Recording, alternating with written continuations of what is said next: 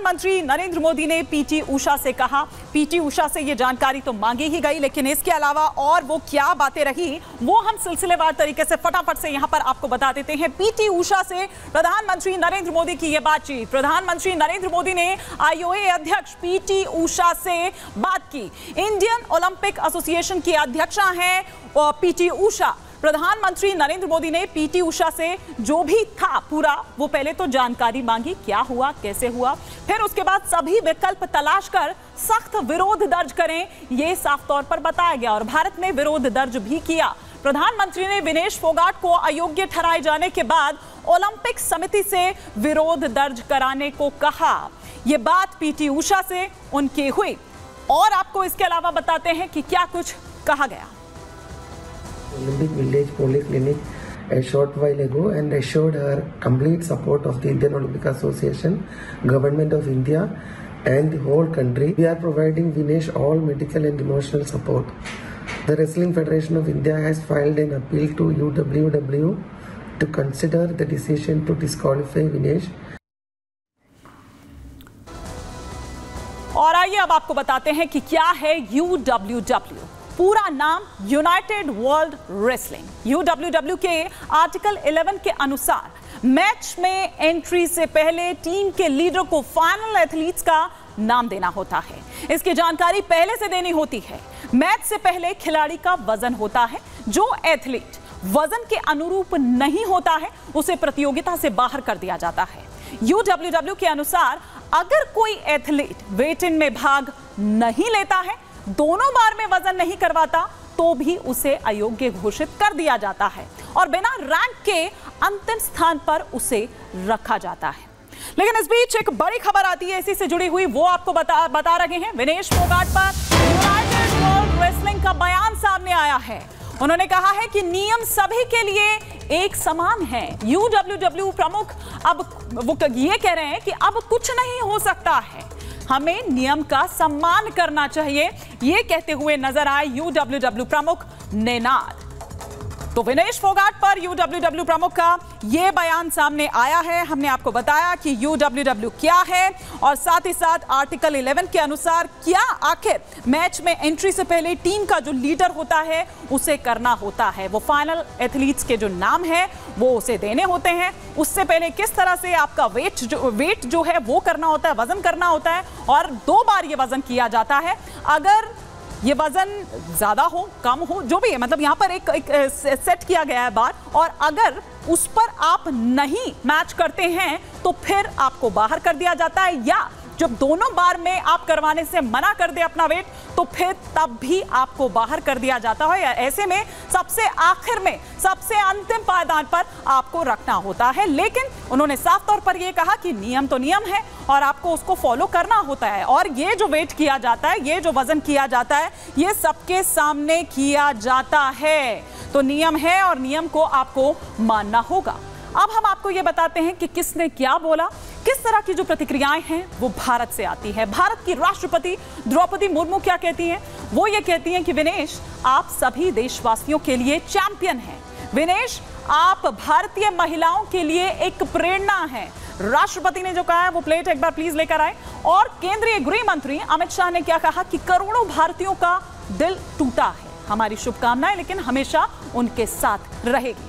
उधर बीजेपी सांसद करण भूषण सिंह का भी इस पर रिएक्शन आता है। वो क्या कहते हैं कि देश को मेडल का नुकसान हुआ है, देश का नुकसान हुआ है, इसके लिए अपील करेंगे।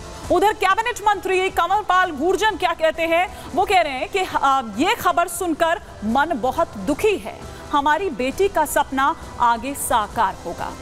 जेडीयू के महासचिव केसी त्यागी कहते हैं कि अंतरराष्ट्रीय साजिश का शिकार हुई है विनेश फोगाट। उधर एनसीपी नेता प्रफुल्ल पटेल ये कहते हैं कि ये चौंकाने वाला और परेशान कर देने वाली ये खबर है। केंद्रीय मंत्री जयंत चौधरी कहते हैं कि प्रधानमंत्री मोदी ने इसका संज्ञान लिया है, जो भी प्रक्रिया होगी वो की जाएगी। इधर समाजवादी पार्टी के अध्यक्ष अखिलेश यादव कहते हैं कि तकनीकी कारणों की जांच होनी चाहिए, विनेश के साथ जो कुछ हुआ उसकी जांच हो। इसके अलावा बात करें आम आदमी पार्टी के सांसद संजय सिंह की, तो उन्होंने कहा कि पूरी दुनिया में इतिहास रचने जा रही थी विनेश। ओवरवेट दिखाकर अयोग्य घोषित करना अन्याय है, ये कहा आम आदमी पार्टी सांसद संजय सिंह ने। तो इधर स्वामी प्रसाद मौर्य क्या कह रहे हैं कि भारतीय प्रतिभा को अपमानित करने की ये साजिश है और इसकी गंभीरता से जांच की जानी चाहिए। तो आपने ये देखा कि किस तरह से एक सुर में पूरा देश एक ही बात यहां पर कहते हुए नजर आ रहा है। लेकिन आइए अब हम आपको ये सुनवाते हैं कि एनडीए के जो तमाम नेता हैं, ये जो तमाम जो घटक दल उनके हैं बीजेपी के, वो आखिर क्या कुछ कह रहे हैं। खिलाड़ी और सैनिक जितनी तपस्या और मेहनत इस वर्ग के लोग करते हैं, आम लोगों के बस की बात नहीं है। पूरा देश उनके साथ है और मुझे लगता है कि भारत सरकार भी इसे प्राथमिकता दे रही है।